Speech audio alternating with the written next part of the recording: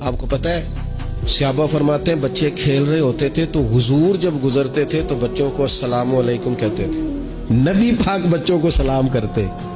حضور فرماتے ہیں السلام علیکم، بچوں کو سلام کرتے اور پہل کرتے سلام لینے میں. آپ بچوں کو سلام کرنا شروع کر دیں، امید ہے بچے بھی سب کو سلام کرنا شروع کر دیں گے. لیکن یہ شکوہ کرنا کہ لو جی میں اتنا بڑا بزرگ آدمی ہوں، میں اتنا بڑا پڑھا لکھا ہوں، میری یہ شخصیت ہے، آپ نے مجھے سلام ہی نہیں کیا، یہ تو مفت کا رٹا ہے. حضور بچوں کو سلام کرتے تاکہ بچوں کو السلام علیکم کی سمجھ آ جائے. یہ بچوں کو سکھائیں، انہیں یاد کرائیں، اور اس کا طریقہ یہ کہ آپ ان کو سلام لینے میں پہل کریں، آپ ان کو سلام کہیں. ہاں، سکھانے کے لیے آپ ان سے مطالبہ کر سکتے ہیں کہ یار میں نے سلام کہا ہے، تمہیں جواب دینا چاہیے تھا، ہم نے کیوں نہیں دیا، تاکہ ان کو سمجھ آ جائے کہ یہ السلام علیکم اور وعلیکم السلام یہ ایک سنت ہے. پھر اللہ کے پیارے رسول صلی اللہ تعالی علیہ وسلم بچوں کو چھوٹی چھوٹی چیزوں کے آداب سکھاتے.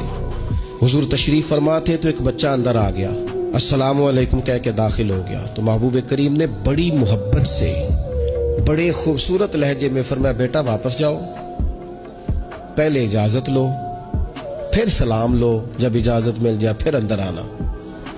اس لہجے میں اتنی خوبصورتی تھی کہ اس بچے کے دل کی گہرائی تک میں سمجھتا ہوں بات اتر گئی ہوگی.